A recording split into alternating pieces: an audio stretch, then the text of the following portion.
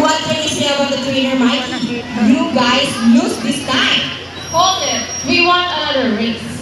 Oh, she wants another race. Really, David? Are you sure about that? Do you need Sassy to lose again? Well, this time I guarantee that Sassy will win. So what race do you have in mind? Kiss! I want a ring race. And what is the ring race? The first bird who can run 3 rings into the pole, the fastest is the winner. And that is a ring race. So our ring race it shall be. Remember guys that boys already have 1 point. So girls, let's cheer louder for Sassy to win this time. We'll be doing this again, this time our ring race. Ready, set, go! Who is rocking on this first ring? How about we by Sassy? Oh, what's happening? Sassy picked up the 2 rings at the same time. How about that? And the winner is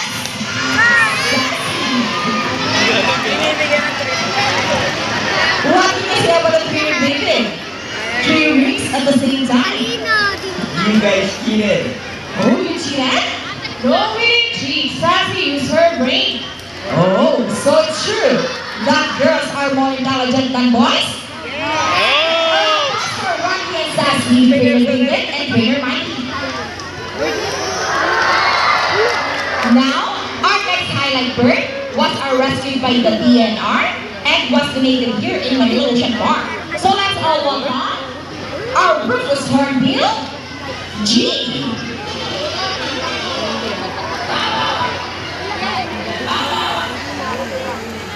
Scientific name is Buceros hydrophorus.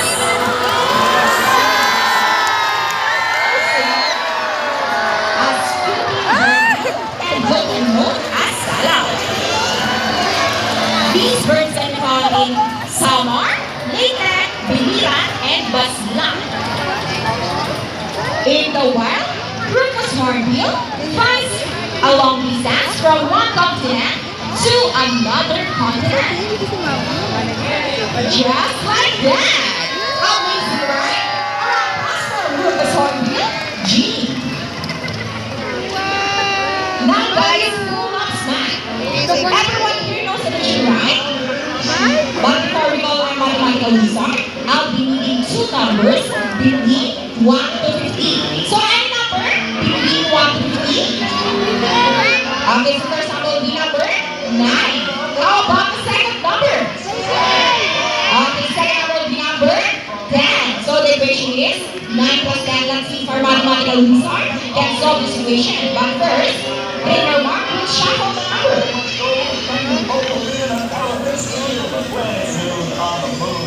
Now, let's call in our heartbeat macaw, Rocky. Wow, look at that. What a beautiful entrance. Okay, trainer Mark is Rocky ready. Will Rocky solve the equation for us? Once again, the equation is 9 plus 10. And Rocky gets the... Let's go, Rocky. Do the math. 9 plus 10.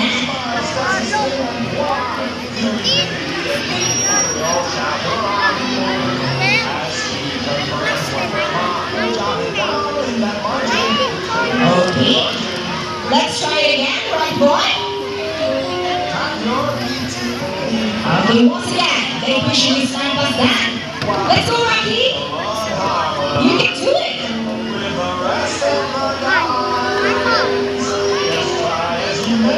And Rocky gets the first number correct. How about the second number? Okay, up to the second number, Rocky. Well, Rocky loves numbers. And Rocky gets the number 9. So, 9 plus 10 is equal to 19. Put your hands up for Happy Macaw. Rocky, we trainer Mark. So this time, I need an adult volunteer with 500 peso bill. Once again, I need an adult volunteer with 500 peso bill. Just raise your hands up and we will choose one. Anyone, guys?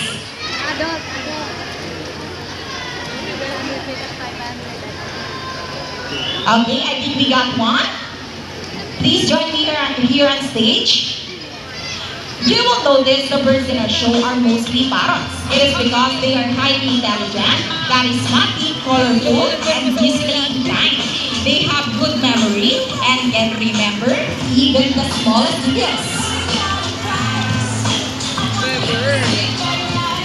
Good afternoon, sir. What is your name? How about Pastor Volunteer, sir? MC. Sir, can I have the 500 peso bill? And please follow me. Sir, all you have to do is stand right here. Please stand right here. Facing this way and extend your left arm just like this. As I put your money between your fingers. Sir, do you have an idea what will happen next? Do you have an idea?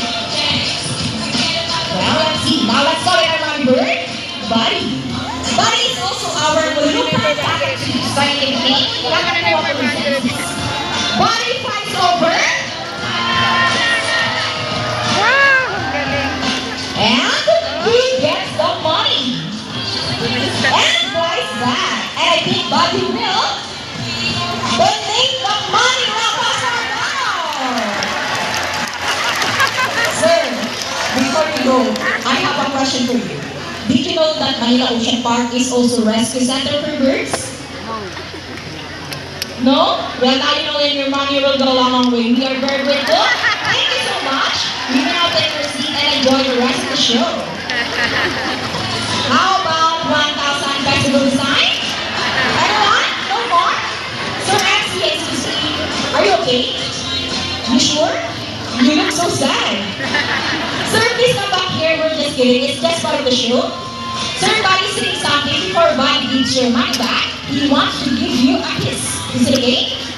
The bird will kiss you. Okay, stand right here. Look at your camera and offer your cheek. Nice. Another one. You know, how about on your hands? Smile. And there is your money wrap up for Volunteer and Buddy. Ladies and gentlemen, now that you have seen our colorful and intelligent parrots, we would like to show you another species of bird here in Manila Ocean Park. Birds of prey, also known as raptors, hunt and feed by other animals. The term raptor came from the Latin word rapere, meaning to seize or to take by force. These birds are characterized by their keen vision that allows them to detect prey during flight. They also have powerful talons and beaks. Ladies and gentlemen, please look to your left. Presenting our Philippine Eagle Owl. Here comes Hope. Sorry, the name is Homo Protensis. These birds are found in the hall. Some are listed and one is impossible. And meet our bunny guy. Here comes Steve. From the area we know as our restaurants. One of our favorite birds species to break are one bird. These birds are found in India, Indonesia, Bangladesh, Pakistan, and China, including here in the Philippines. And here comes Shadow. They are locally known as Lawi or Balok in Visayas region.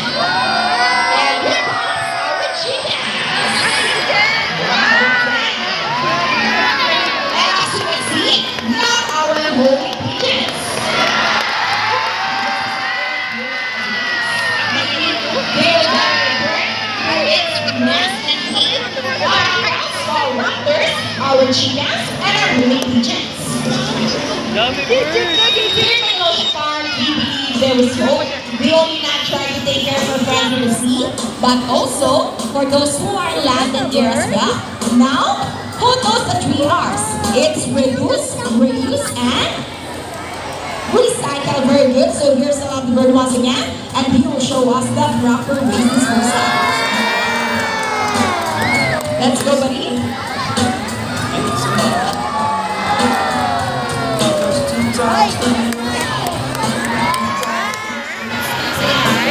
See, if our lovely birds can do it, so can we.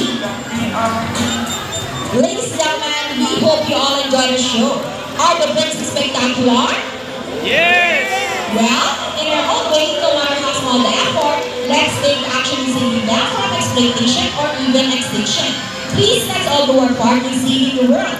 Because remember, this is the only hope we got.